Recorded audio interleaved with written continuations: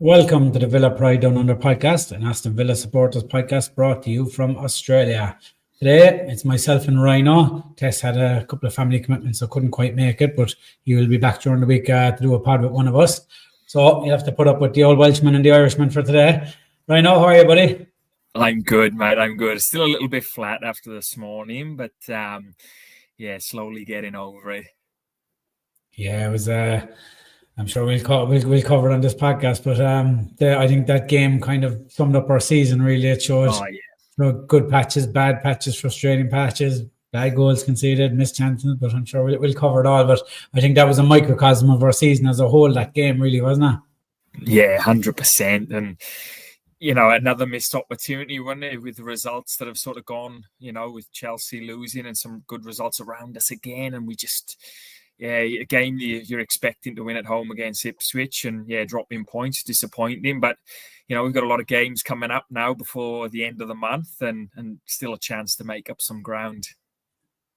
Yeah, but it's kind of, it's a bit disappointing. The one thing we were so good at last year was that we won a lot of the games we were meant to lose. In our last two games, both teams were in the relegation when we played them, Wolves and Ipswich, and we've dropped 5 points. There were points we were gobbling up last season, and I know there's a lot of negativity floating around online. I don't think much of that because that happens no matter what happens. But it's not the end of the world. Of course it's disappointing, but some people are talking that they want Emery out the door. We're still in the knockout stage of the Champions League. We're still in the coattails of Europe, and if anybody thought we were going to waltz into the top four all season this year when we're juggling Europe, it wasn't going to happen. And of course, Emery can look at a few of the things he would have changed as well. And I'm not saying he's abstract from criticism, but I think that, we need a bit of a reality check as well. But we kind of start with the lineup right now. What was your kind of thoughts on that? To be honest with you, I was a little bit surprised Watkins came straight back in, just with him missing the last couple of games with injury and whatnot. And I thought he might stick with Marlon up front and maybe go with maybe a Rashford or Asensio to start, but obviously he went with Watkins. Obviously, we don't see what goes on in training, how fit or how far off these guys are. But I thought maybe he might put Marlon forward and go with maybe Rashford out wide. Good to see Mings back on the bench, and obviously we'll get to another injury, and he was obviously needed early on. And good to see Disasi get a start as well. We are desperately short back there and even shorter now. But not too many surprises from me, to be honest. I would have liked to have seen Rashford maybe start. Would be quite harsh on Jacob Ramsey, to be honest. He's been playing, really well last few games. But a game like Ipswich at home, a game where the onus is on us to really take the game on and make chances. I feel like that game was, and it's easy to say in hindsight, but I feel like someone like Marcus Rashford, big point to prove, home debut, would have been nice to see him get a start. Yeah, as you said, but Watkins coming straight back into the side, and as you say, we don't know what goes on in training, but I thought maybe he could have played Malin up top again, because Malin done quite well there against Spurs last week. But we know what Emery obviously has a lot of faith in Watkins, and Watkins scored again, I suppose. Look, he's missed chances, but he scored again, and he's become the highest Premier League goal scorer for Villa Park now in the history. So that's he keeps ticking on the boxes. He's up to 70 now. He's very, very close to Van Lahore's record, which I'm sure he'll probably see out by the end of this season. But with Rashford, they had such an impact the second half last against Spurs. You kind of think you'd see them a little bit earlier, but as you say, it probably it would have been very harsh on JJ. Obviously, Bailey was kind of not in the squad then, but the talk was that he was injured. So again, are you thinking there's another opportunity for one of the new lads to come in?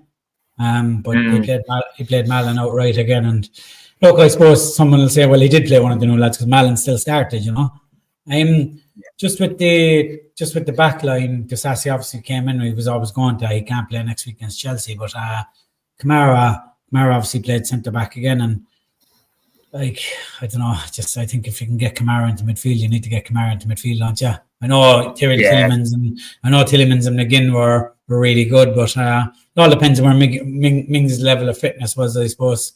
Maybe he wasn't ready to start the game, but done okay when he came on. Were you expecting Dina to start this game, or did you think he'd be held off for Wednesday? Probably Luca Dean to start, but I think now, I was thinking about it after watching the game.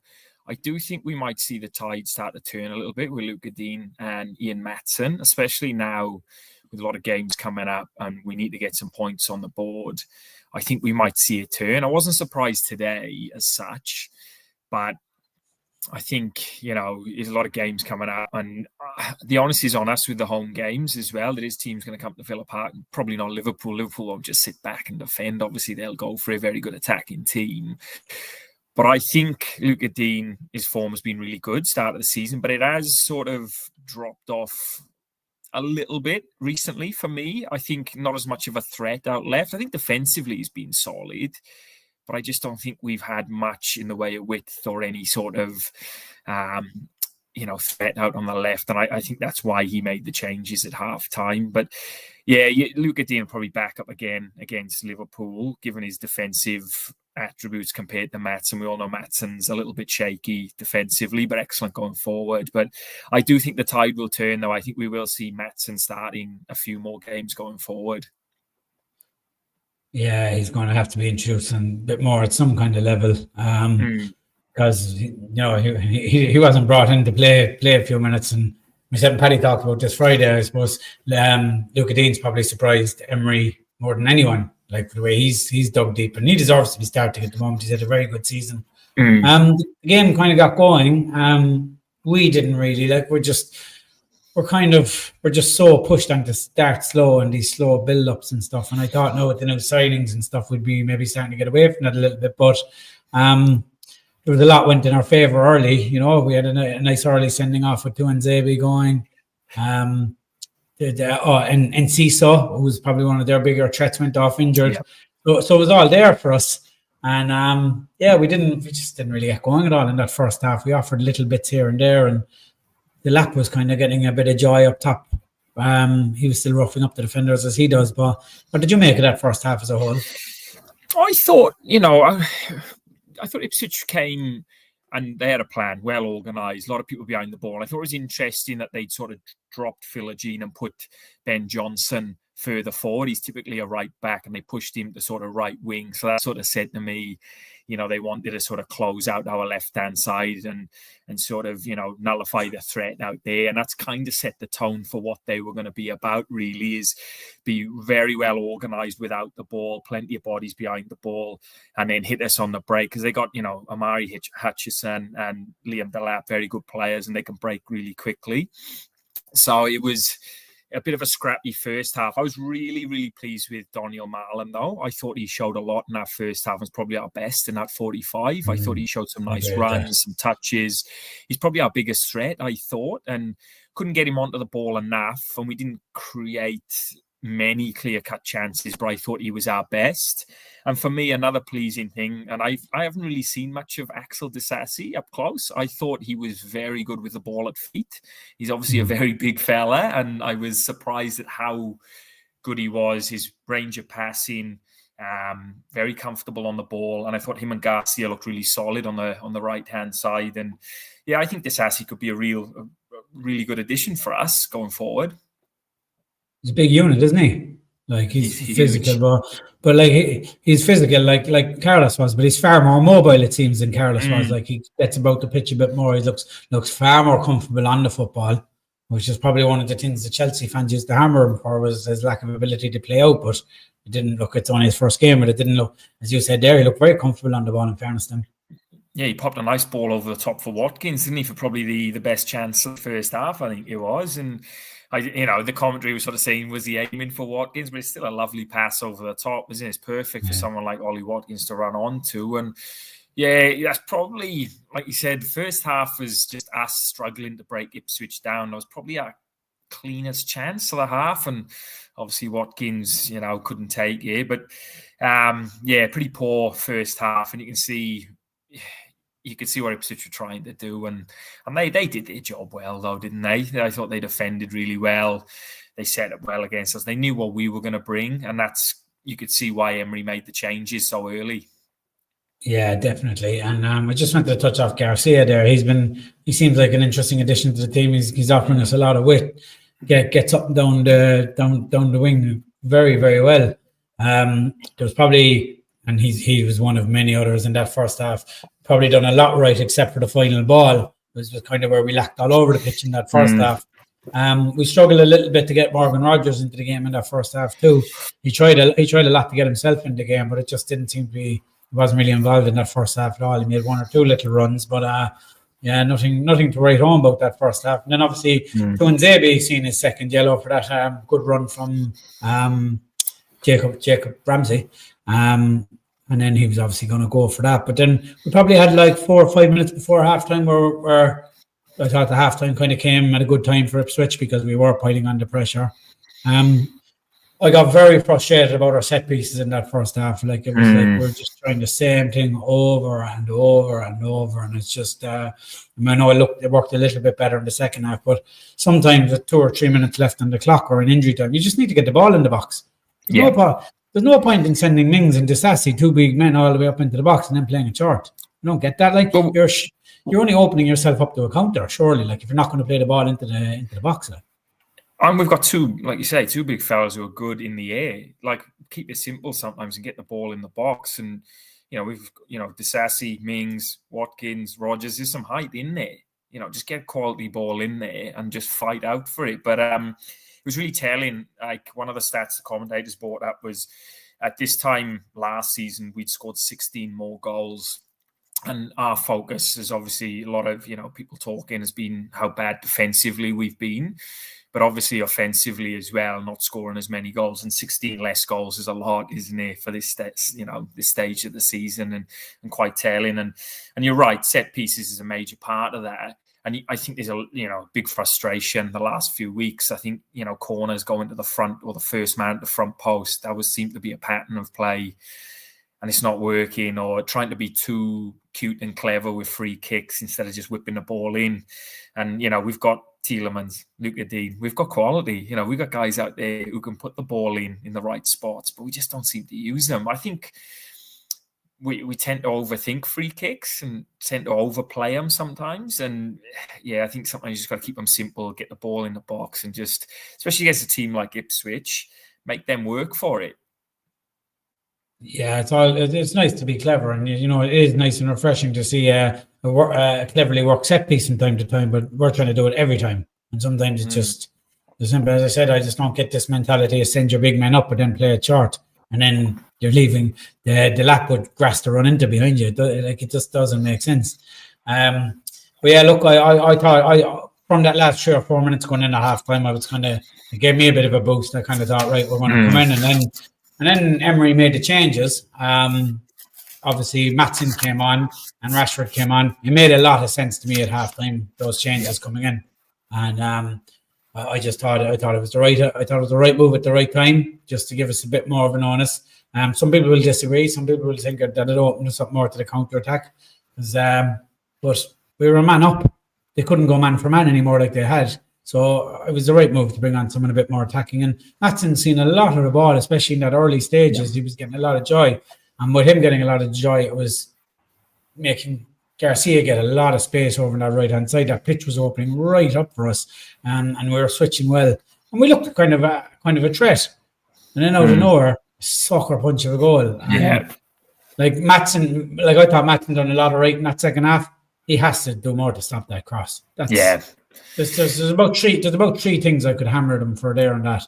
Maatsen needs to do more to stop the cross. I think he's almost playing for the offside or for the ball to go to play, because he almost stops and then he realizes that he has to go and he's beaten, all ends up by that time. It's a good delivery into the ball, but we had 3 or 4 men. I think it might have been Disassi lost the man. I think the lap lost him, and it's a great finish. Like that's striker's instinct. It was like there's nothing Martinez could have done about it. But again, it's like wash, rinse, repeat. Like we've seen that goal so many times over the second half of last season and the start of this season. And look, I'm a positive fan. I'm not really one to stand in hammer here, but you need to call this out when we see it. Like that's poor. Like that's poor. That was the only threat they offered all night, was from the lap, and if they were going to score, it was going to be from a ball into the box, on a breakaway. But Yeah, I don't know. I don't know what you thought of it. I was very, very frustrated after that goal. Look, same as you. I thought the finish was excellent. Like, I think Delap does really well to get in front of Disasi, but I just think Hutchison gets past Matson far too easy, doesn't he? And you got to make him work a bit harder than that to get the ball box. And you said it, sucker punch, complete sucker punch. We start off the second half with more control, more of the ball, look a lot more threatening. Like you say, Rashford's looking dangerous. It's all us. And then typical, we sort of concede just out of nowhere. And then we've got to play, you know what I mean? Then we've really got to play and try and get back into it. But defensively, I think we were really good all game, apart from that one cross in. And to be honest with you, I think it's good movement from Delap. I'm not too hard on Disasi there. I think it's good movement. He gets to it first and has a cracking finish. But yeah, disappointing there. But I think the subs made a real difference out there, especially Rashford.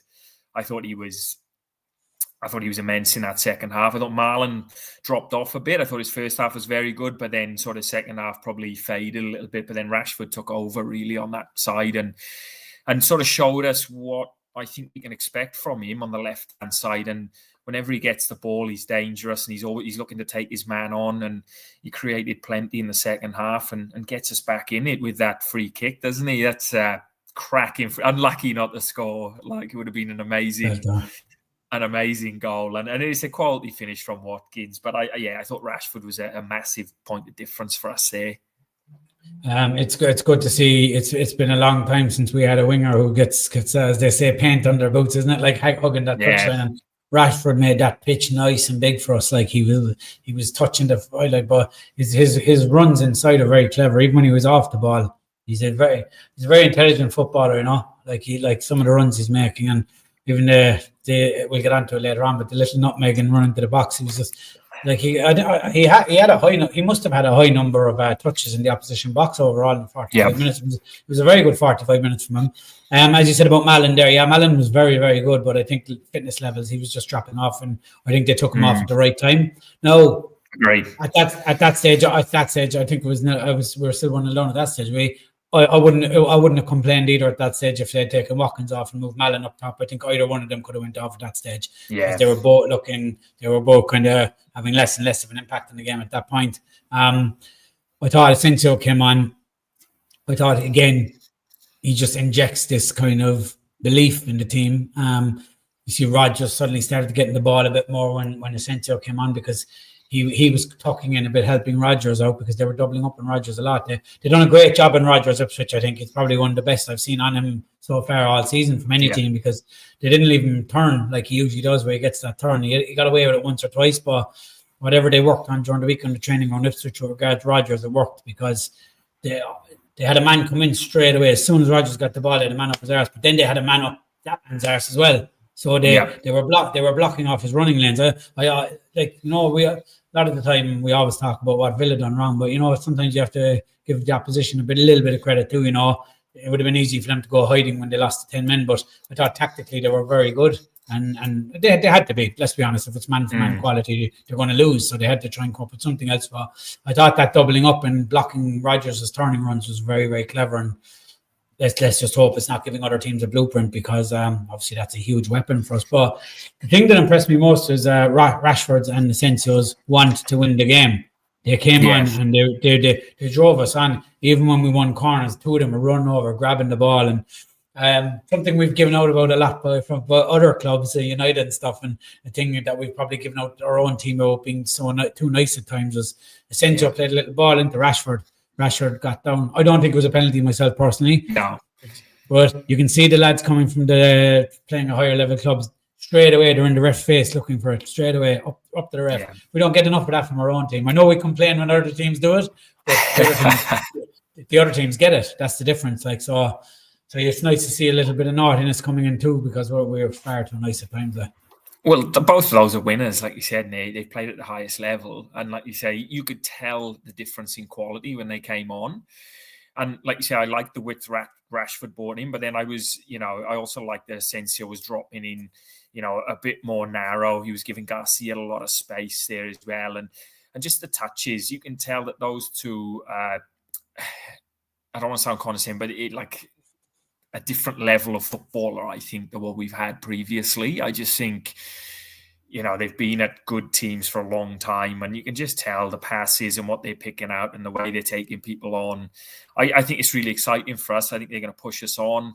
I think once they settle, they're going to be really dangerous. And I think it'll give us that option, though, if teams are marking Rodgers out of the game, and Rodgers is at the shoulder a lot of the creativity for us. And if he's not having a great game, we've got options now to move, bring him out, Asensio in, Marlon, Rashford. I think we've got plenty of options to sort of hurt teams now. And I really like that little cameo from Asensio. Had everything apart from a goal, really, didn't he? He probably could have had a hat-trick on another day. And there was one, I think Tielemans put it on for him in the box, and you're screaming goal, aren't you? He just lifts it over the bar, and it's just, it's disappointing, but he's still settling into the pace of the Premier League, and he's going to be a quality addition. I was really excited watching him and Rashford, and just, like you say, bums off seats, and the kind of players you want to see at Villa Park.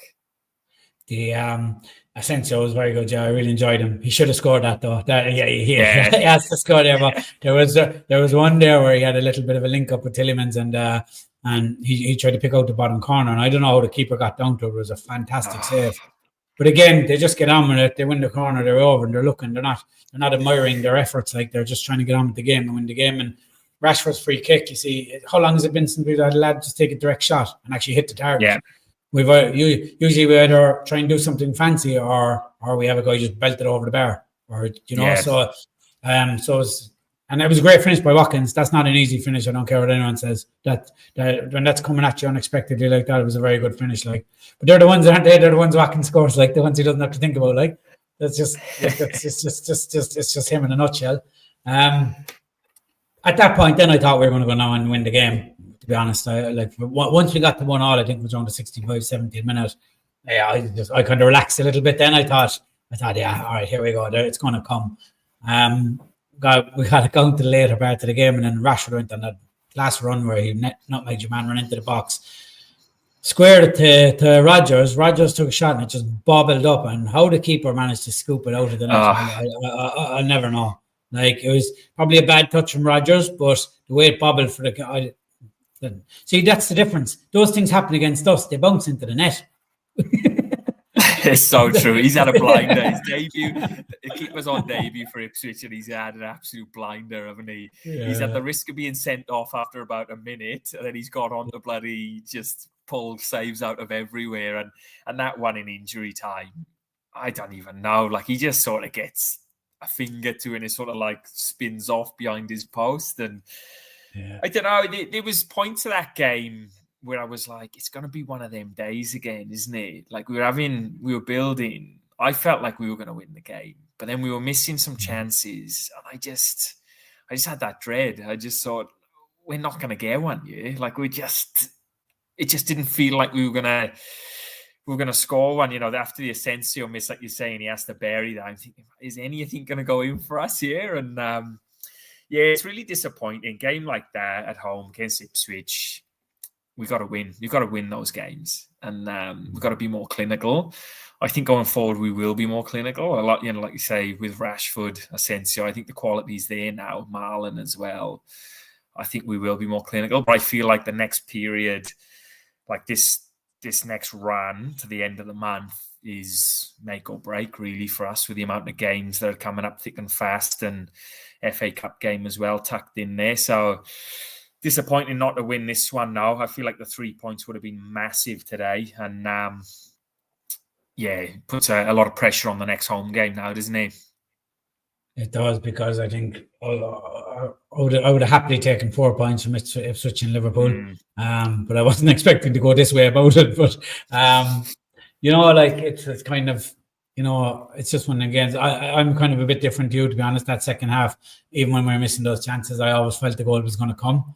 And then it suddenly got down, and there was a minute left in injury time, and I was like, it's not going to happen, is it? So I went from relaxed again to just tense in the seat. But there's a couple of those players that are going to be worried now, like watching them come on and perform like that twice now, and so it should be. We'll move, I'm sure we'll move on to the Liverpool game very soon, but that's a kind of knock on the door. That's a knocking on the door of starting kind of performance, isn't it? Like it's kind of, Yeah. this is what we can do. This is what we can do in 25 minutes and 45 minutes. So it's exciting to watch them, though. It is very exciting because I think, like, what did they say that Asensio is like, I can't remember if it's 11 or 17 top honors with Madrid, 3 of them Champions Leagues and stuff. It's crazy the level that he's played at. Like, you know, I remember in 2018 was it that Ronaldo said that he'll be a Ballon d'Or winner in the next few years, and it didn't come to pass. But so it's so might be Villa's first Ballon d'Or winner, will he? Couple of years, maybe, if he stays at Villa. So hopefully they sign him up now before people start to wise up to him again. But it's just exciting. It's just exciting to see those players come down and attack and just drive on, because for all the frustration of that second half, I really enjoyed watching the second half. I was very frustrated. The first half, I didn't really enjoy that slow kind of methodical build-up. I'm kind of over it a little bit, to be honest. I understand why we do it, but from a spectacle point of view, it's not really entertaining. But I'll take it all day if it's winning games. But when it's not winning the games, that's when it becomes frustrating for me, you know.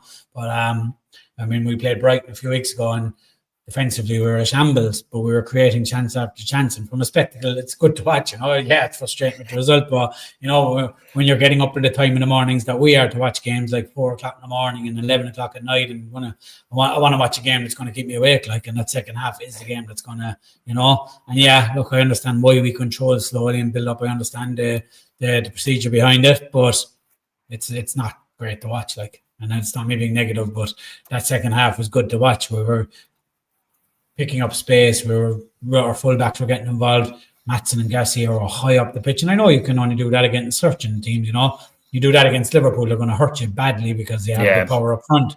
But it's just nice to see us. But hopefully we can start to kind of move into that for 90 minutes, because I think if we had started to play with that pace a little bit earlier against Ipswich, we might have won the game a lot earlier, you know. Did you have anything else to say about that game, really? Same as you, Matt. I think just disappointed with it, but I think there will be players looking over their shoulders now, and I think it's very hard to deny someone like Rashford to start now in the next game. For me personally, I feel like after that cameo and what he's brought, I think, especially at home, I feel like at home he's the perfect player for that sort of. You know, he's quick on the break as well. I think he can play into a few different sort of systems and few different styles of play as well. But yeah, the cameos and one thing I sort of want to touch on as well is those 2 players coming in, even Marlon as well. The 3 players coming in is, you know, a different mentality, winning mentality. Like you said, that these guys have been and done it. They've won competitions. Like, you know, they want to win. They're born winners, these guys. And I think that's a massive change for our dressing room for the good. I think, you know, there's a lot been said about the players that are still in the squad of ones that have come through under a few different regimes. And I think it's good to see now the tide turning and the quality of players we are bringing in with that mentality. And you need that at the top. I think you need those players who have been there and done it and can sort of lead the way for the Jacob Ramseys, the Morgan Rogers. I think it's going to be really important for their development playing with these guys as well.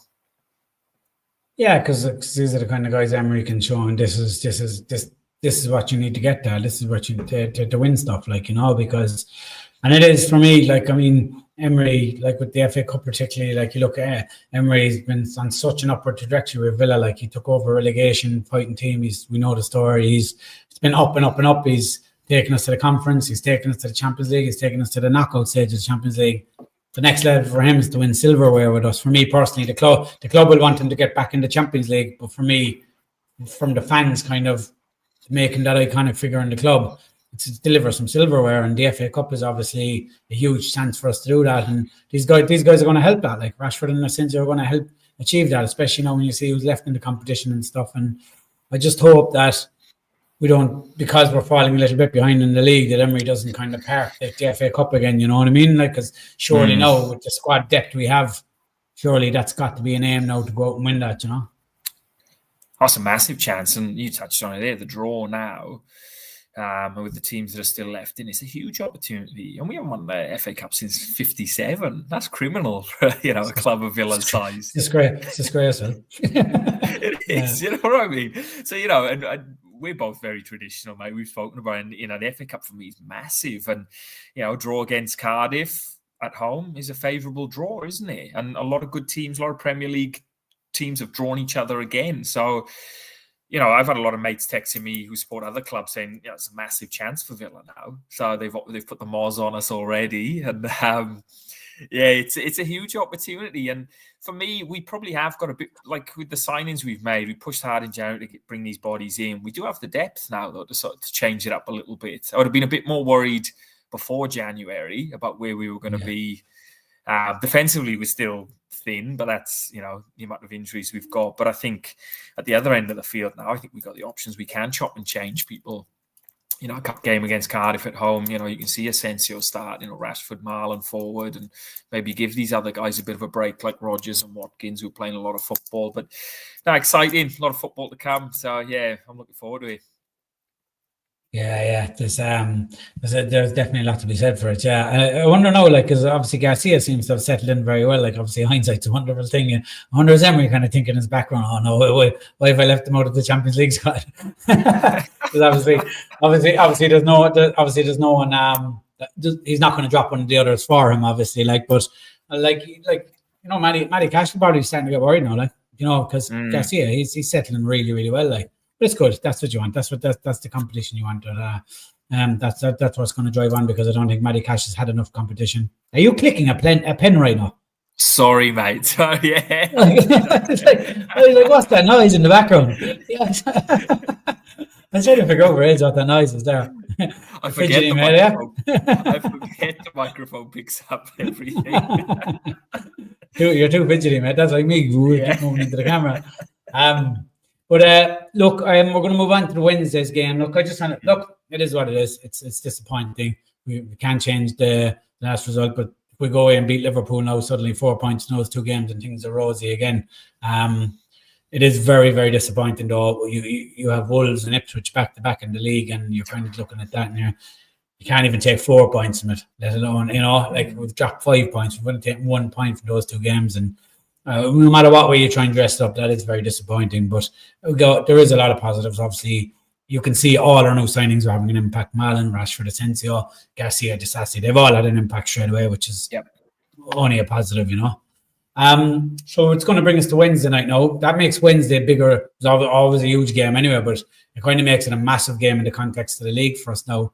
It's at home. Going to start off by asking what you going off of what you've seen in the game last night, this morning for us. What changes would you see happening for this game? Obviously, before we move on, I just want to mention, obviously, we don't know what Boubacar Kamara's injury is. Even Emery said after the game, he's not even sure what the problem was yet, that they'll have to look into it. So we'll just take it for the moment because the game is coming so quick. You'll probably just have to take it that Kamara's out for a minute without the information we have, because he's hobbled out of a game after 20 minutes. You just have to assume he's out, but hopefully he can make it. So let's look at the team on the assumption that Kamara is out. What way do you see the starting lineup being?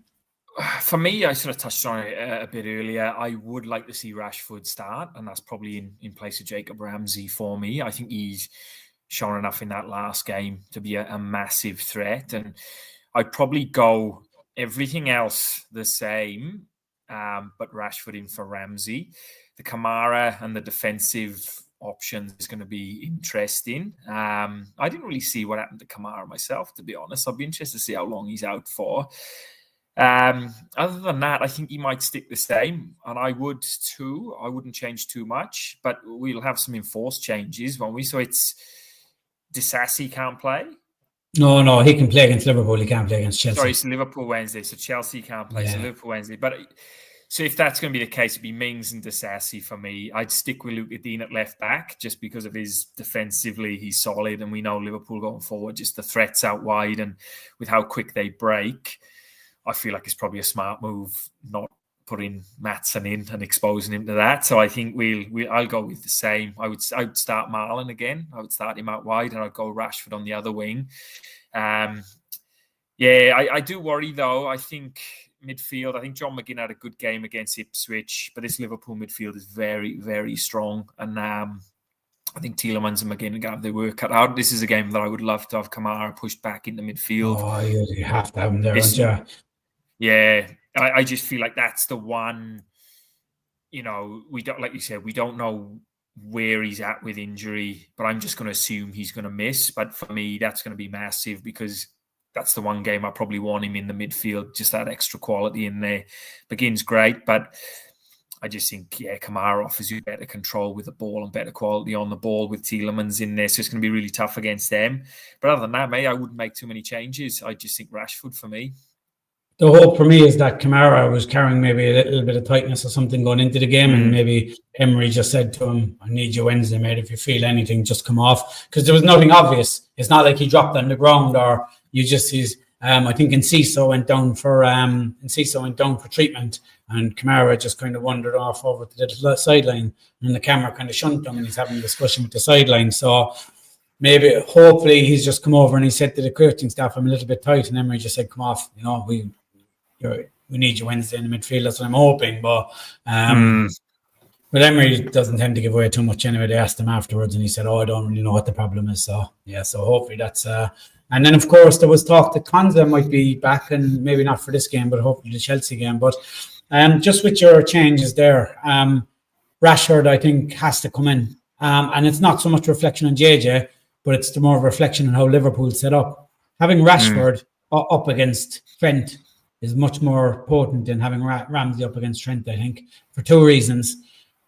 Trent won't be able to get us forward as much and hurt us as much if Rashford's playing as high. He's going to play higher and more than Ramsey. And then obviously, I just think Rashford's a better ball carrier than Ramsey on the wings, as in for beating a man 1-on-1. Rashford's very good with grass in front of him to carry a ball, but to actually beat a man in close quarters, I think Rashford is better for that. And Trent is not. We know he's not the strongest defensively. So I think by putting Rashford in there, you're kind of giving Liverpool two problems. They can't get Trent forward as much, or you just can't defend as well against Rashford's pace. So I would definitely start them. I think other than that, it will be the same, but I wouldn't have any complaints if they did move Malin up top for this game, because Liverpool they are quick at the back, and you move the Asensio on out to the right, but I don't see that. I think Asensio will be kept again for later on. But other than that, I think I do hope Kamara is back. If Kamara is back, who do you take out? Who would you drop out of Tielemans and McGinn? McGinn for me, yeah. I thought McGinn was very good against Ipswich, especially first half. I thought he was pretty handy, but I just feel like the quality that Tielemans and Kamara have together, and their quality on the ball to keep the ball, recycle the ball, it's going to be, it would be invaluable against Liverpool, because we're not, probably even being the home team, we're not going to see as much of the ball. They're very good in possession. So I think, if you've got your best players available on the ball, you play them. McGinn probably to come on a bit later on, maybe for Tielemans or Kamara, but if one of them sort of, if they're flagging a little bit, you can bring McGinn on. But for me, ideally, Tielemans and Kamara in there. That's our strongest for me. They're very, very strong in the middle. Liverpool, obviously, with McAllister, Gravenberch, Sasbashka dropping in to help them. They've got real quality in there. So Kamara is our best defensive midfielder without a doubt, and probably the best at taking the ball in tight spaces. So hopefully he's available, but at the moment you can kind of only assume he won't be. So hopefully he will be. This is the kind of game I think where Rodgers can shine, though, because if Liverpool aren't Ipswich, they're not going to come and sit 10 men behind the ball, and so I think there will be a little bit more space for us to operate. Defensively, we're going to have to be sharp, though, because Liverpool have threats all over the pitch, and it will be Luka Dean. I just think Luka Dean would be surely the smarter bet against Mo Salah than Maatsen, just purely from a defensive point of view. And then as Liverpool get a bit more panicky later on and they start throwing more bodies forward, then maybe you can throw Maatsen on to kind of exploit the space themselves, But it's just like this game could have been a nice little draw and walk away and be a great result, but it's almost become now that you have to win the game, and you never want to be playing Liverpool needing to win, because they're that good. But they're showing little bits of signs of wobble, though. Liverpool, they don't look like the impregnable force that they were a couple of weeks ago, and even where they were scoring late goals, now they're starting to concede late goals. So maybe they're just having a little bit of a wobble too, and it's the first time that Slot really has had any little bit of a wobble in his Liverpool career. So everyone was talking, and myself included, how calm and collected he is in interviews, and suddenly things go a bit wrong and he gets sent off in the game. So maybe we're playing them at the right time too, So that'll mean Curtis Jones got sent off and Slot got sent off. So neither will be. Obviously, Slot will be up in the stands for the game. Curtis Jones won't be playing. He'll be available. Curtis Jones was 2 yellows. He wouldn't be starting anyway, but he's 2 yellows, so he only missed the Wolves game today. He doesn't miss 2 yellows. Was this? I thought it was a straight red. So yeah, 2 yellows. There you go. Yeah, so, interesting. But it probably is the right time to have to play him. But we spoke about it offline, and it's criminal how many games we've got between now, and the end of the month, and then not rearranging this fixture when we've only got one game in March, I think it is. It's one league game. We still have the Champions League games as well. Yeah, one league game in March, and to not rearrange that is. I just can't understand it. We talk about how much burnout there is in players and squads, especially after a busy Christmas period. And then we've just finished, the Christmas schedule. And then, you're playing 4 or 5 games in February as well. It's madness. I just can't understand how we can play one league game in March and they can't rearrange this one. I don't understand it. Yeah, obviously this game was meant to be on the 16th of March, but because Liverpool are in the Carabao Cup final, they obviously had to move it. And with Liverpool in the Champions League and all that. But surely Liverpool now, because they're out of the FA Cup, surely they have a free block somewhere as well. And it's just madness. It's stupid with the scheduling. So they can move it for Liverpool because of the cup final, but then when Villa put in a request, we can't move it in. It's just it's absolutely typical. Even Emery said it's unfair, but we just have to accept it and get on with it, isn't it? So I think we have 5 games in 14 days now. Absolutely insane. So the squad is going to be tested. Hopefully we do start to get a couple back. So I don't know. It's going to be a tough game against Liverpool, but you know what? I'd rather be playing them now than playing them 2 or 3 months ago. They were quite the force 2 or 3 months ago, but we just got to be at it defensively. We can't go to sleep at all, because if we go to sleep 2 or 3 times, Liverpool will score like they have goal scorers all over the pitch, but they do concede goals. That's the thing. They do concede goals. So what have we got coming up? So we got Liverpool, Chelsea, Palace. We got Cardiff City in the Cup. Who else have I missed there? Have I missed someone else there? Leicester? No. I'm not sure. We have Man United coming up soon as well, don't we? I think we've Man United pretty soon as well, and then we have. Obviously whatever Champions League game is going to be in March as well, so that'll be a back-to-back. The only benefit of Liverpool playing that Carling Cup final for us is that I don't think we may not have a game straight after the Champions League, one of the Champions League ties now. That's pretty good. I think we play the second leg and then we don't have a game that weekend, so it's going to help us in that regard. But it's a lot of games now. It's a lot of games for the squad to contend with. I think we have 5 games in 14 days. I think Liverpool have 4 games in 14 days. And you just wonder who's making these decisions on the scheduling. It's absolutely mayhem. And they wonder why they're getting so many injuries in the Premier League now. I guess that's mental. And all they want to do is add more games. It's just, But something has to give. And we're seeing it. Every club up and down the country is suffering from injuries now. And it's just, I'm trying to remember the last game we didn't have someone hobble out of a game. It's been a while. Yeah, there's been a few, hasn't there? There's been a few, and quite early in games as well, which is interesting. So, everyone's dealing with injuries, but for us, it's all at the back at the moment. But like I said, probably at the start of the pod, it's, massive, few weeks for Villa. With this many games, it's kind of make or break for where we're going to finish in the league. For me, I think, with that many games, we could. Win a few of these games and we're right back in it. And, we lose it. We sort of lose momentum and drop away a bit. So I'm excited for it. But, some huge games. And Villa Park's been a fortress. And, we've done really well at home. We've got some big games coming up. So, looking forward to it. Yeah, as I said, we've had some...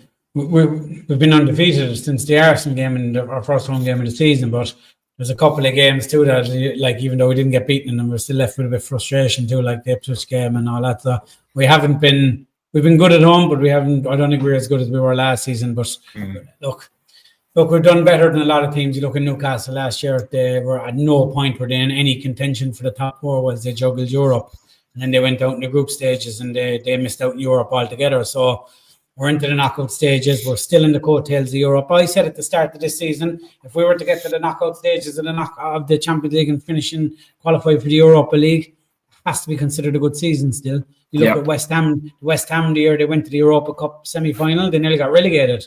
So Emery's still making a better fist of juggling the competitions than some of the other teams previously. You can't match us up against Arsenal, Man City and Liverpool in that regard, because they're seasoned European campaigners. Like they weren't sitting in the Championship 5 years ago. So I look at how West Ham and Newcastle and them have struggled like with trying to juggle Europe and the league at the same time. So yes, could be better, of course it could, and there'll be games that we look back and think that we've massively dropped points there, but there isn't a team above us in the league that isn't looking back thinking they've dropped points somewhere. You know, it's been one of those seasons. So look, Champions League isn't out of reach either. There's a very, very good chance it's going to be 5 teams because of the coefficient.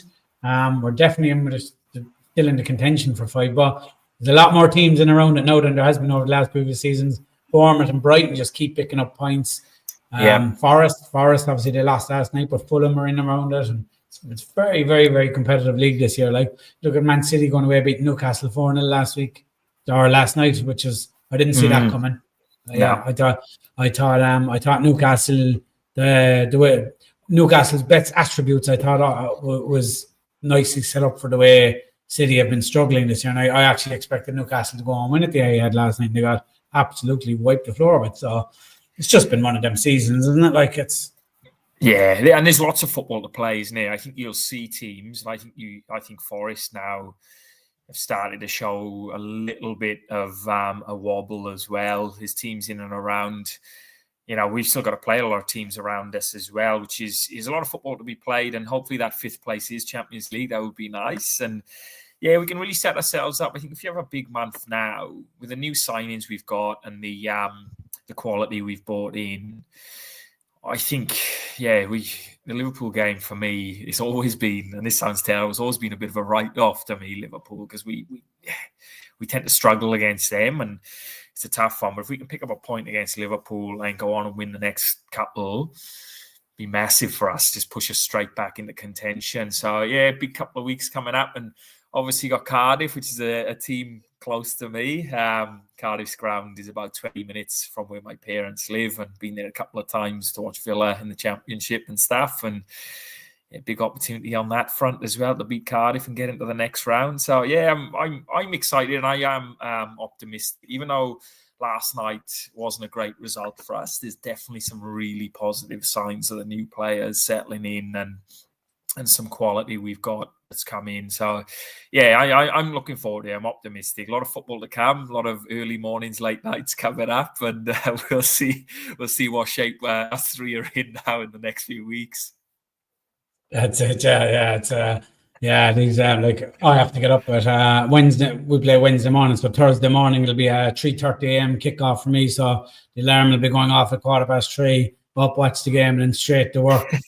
Chelsea game is 1:30 in the morning for me, so it'll be like go to bed for a couple of hours and get up, and it's challenging, but I like to do it. It has to be done, hopefully, to make it worthwhile. I mean, at least I'm not doing it like I used to under Gerrard Ball, I suppose, and Steve Bruce Ball and stuff. So don't let me complain too much yet. Look, as I said, overall disappointing night results wise. Still some positives to take without a doubt.